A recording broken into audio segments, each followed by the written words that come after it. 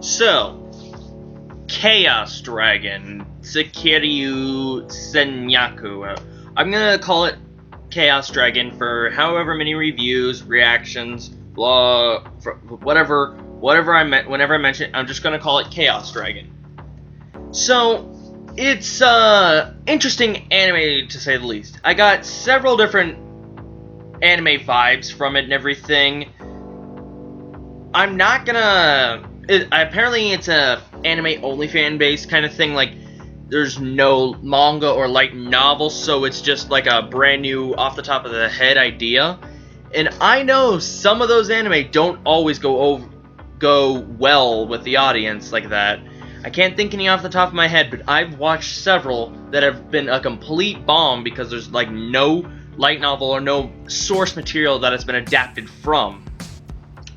So, Chaos Dragon, we have the main character of Ibuki, and I apologize if I mispronounce anything. A lot of these words I've only seen a couple times so far. It is the first episode. I don't know a lot of the words and the pronunciations, so forgive me.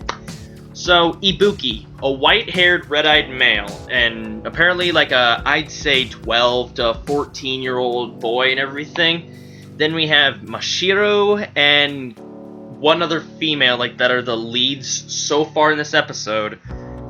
And they're in a country where it used to be one giant kingdom and everything, and then we had one country invade on one side, another defend it halfway through the other, and then the middle side was like pretty much then that the two forces on that island pissed off the dragon on the island, the island's deity and everything, or guardian. So that started attacking everything, and I'm guessing the middle strip is just the last remnants of the old empire. The thing that really caught my eye about this series is I do like the animation style, the art style, even the hints of CGI.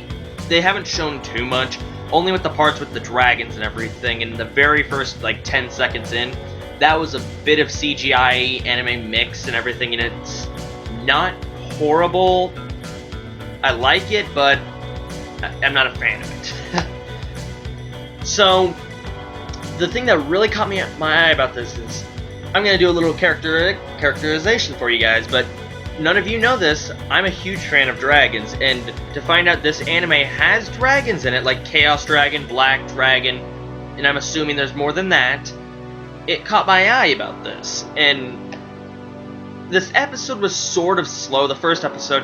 It was more of a built-up kind of thing. Like, if I had to compare it, it was a Warrior No Seraph. It'd be more of a slow build-up, and then you get hit with feels right at the end, and then your interest really builds into it.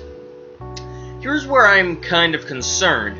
If it does follow the same pacing format or build-up format that a Warrior No Seraph did, that it doesn't end with a low-key ending. I know if you haven't seen episode 12, apologies, but it ends not as you expected it. So that's what my major concern is for this series. Then we were also shown there's multiple different races up there, because we have like a half human, half beast, a beast person.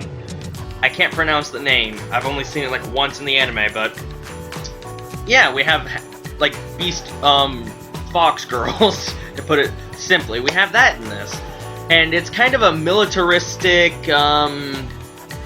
Chinese, I'd say more Chinese, like dynasty feel kind of place. There's going to be a lot of hints, and there is going to be some subtle themes. Like at the very end, it has the one theme: would you make the choice to kill one if you had to kill one to save many? That's one of the underlying themes already that this series is going to really go with. Because the main character, apparently he's the prince, and the royalty is pretty much dead, and he didn't want to become king, but apparently there's a dragon's eye kind of relic. It's like a yang, or the yin-yang symbol with the circle, and then like the, yeah, you can envision it. But apparently the dragon's eye allows you to communicate with dragons, so it seeks out the royal blood and imperial, and once he was near it, he felt a reaction.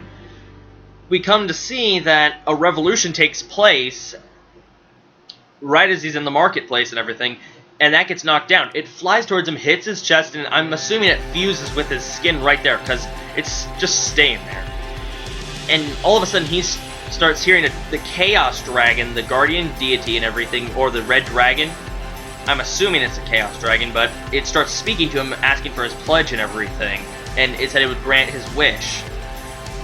Here's what I like and everything, because it doesn't have an immediate super power-up. You have to make a sacrifice for the power. That's what the Dragon's Pledge is. You make a sacrifice, then you get the power. You don't get an immediate power-up or best friend power or any like this.